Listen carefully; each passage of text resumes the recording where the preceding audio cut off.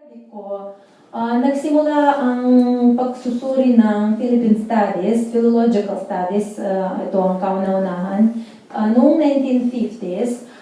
Pero ang iba't ibang hiwalay na pagsusuri ay nagawa ng konting mas maaga. Ang nauna dito ay sikat na yumao, siyempre na yumao Soviet academician, si Alexander Guber. Siya ay talagang malalim na espesyalista dalubhasa sa Southeast Asian Studies sa kabuuan, historian at philologist. Iba-iba talaga, malawak talaga ang kaniyang karunungan at karanasan. Si Alexander Guber, siya noong 1937 yata, o 37 na, pinaladhalan niya ang biography ni Dr. Jose Rizal sa Ruso at sa Rusya. Pagkaraan ng, pero parang isang hambang lang ito, iba-iba talaga ang kaniyang interest at kulang na kulang ang impormasyon ukol sa Pinas dyan sa Rusya noon. Kaya parang natikman lang niya muna. Pagkaraan ng 25 taon na halos matagal na panahon talaga, si Georgi Levinson ay naglathala ng koleksyon ng mga artikulo ni Jose Rizal sa Ruso din. Pero kahit na napakalalim ang karunungan ng itong mga academicians, wala silang maraming magagawa dahil sa Iron Curtain. Dahil noon pa ay panahon ng Iron Curtain sa Soviet Union at hindi sila pwedeng umalis, hindi sila pwedeng pumunta sa Pinas, hindi sila pwedeng makakuha ng karunungan ukol sa kultura ninyo, ukol sa wika ninyo mula sa inyo mismo, di ba? Kaya medyo ang pinagsusuri nila ay hindi pala buhay na kultura, hindi pala buhay na literatura, hindi buhay na wika, kundi itong nasulat lang sa iba't ibang surveys ng mga Amerikano, ng mga Europeans at iba pa. Kaya hindi masyadong napapaunlad ang ganitong pagsusuri.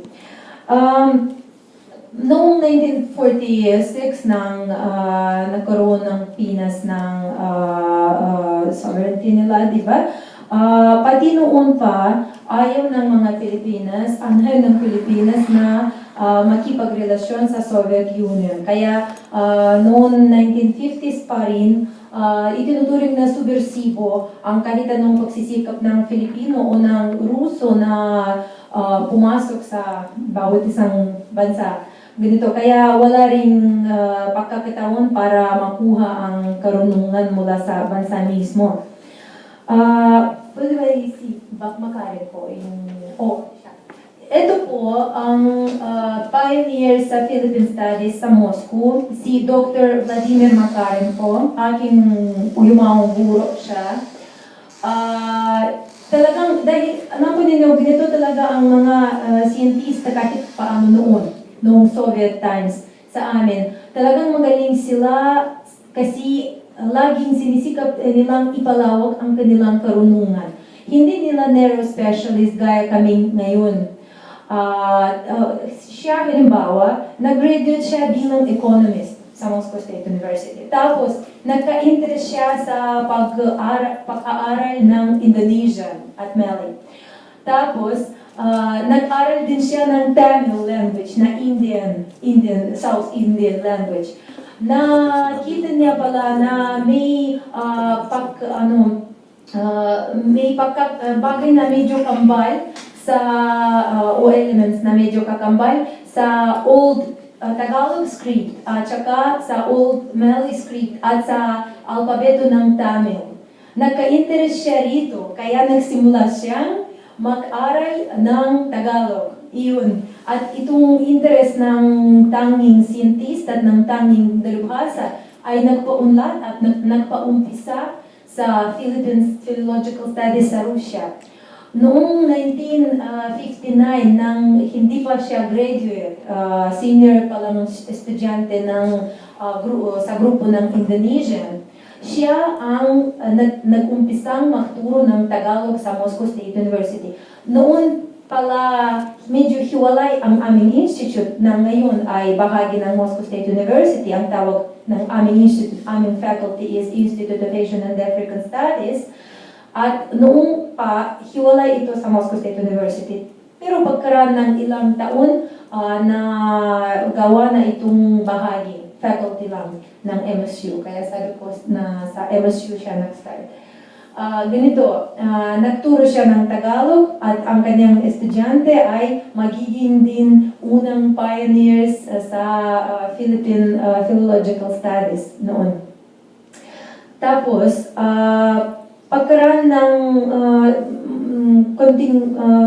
konti pa sa dekada, sa isang dekada, nagsimula din ang pagtuturo ng Tagalog sa ibang Moscow Institute, Institute of International Relations, attached sa Ministry of Foreign Affairs. Ang abbreviation dito ay MGIMO, Russian abbreviation ito. At doon tumubo ang isa pang napakatanyag na pioneer in the Philippine Studies na si Dr. Podberesky. Ito siya. Si Vladimir Makarenko ay doctor kasi natapos niya ang PhD. Si Dr. Podberesky pala ay postdoctoral thesis din natapos. Ang kanyang PhD ay ukol sa Philippine linguistics, ukol sa parts of the Philippine language, and at kanyang postdoc naman thesis ay ukol sa literatura ng Pilipinas, at ito ay unang napakalalim na at napakalaking pagsusuri ng literaturang ng Pilipinas sa buong Rusya, hindi lang sa Moscow. Ang interesante dito na siyempre, dahil sa itong problema sa pag-establishment ng diplomatic relations sa pagitan ng ating dalawang bansa, kasi established lang itong noong 1973 yata, hanggang kaya medyo mahirap na hanapin o imbitahin ang Filipino teacher para sa grupo. Pero lumitaw na may dumating sa Moscow noong 1960s pa, tinatawag na Manuel Cruz, na sa katotohanan ay si Teodosio Lansang, Filipino immigrant siya, at parang kumanap siya ng political asylum sa Russia. Binigyan siya nito at hiningi ng Ministry of Foreign Affairs na magturo siya ng Filipino sa MGIMO na Ministries Institute of International Relations, kung saan nag-aaral noon si Igor Podberesky. At si Teodosio Lansang ay naging unang guro na kahit paano, kahit hindi siya talagang guro at may siyempre wala siyang methods na tama, pero kahit paano native speaker siya ng Filipino. Kaya nagpapaunlad talaga ito at ang kanyang klase sa pagkukuha ng Filipino language sa MGIMO. Iyon.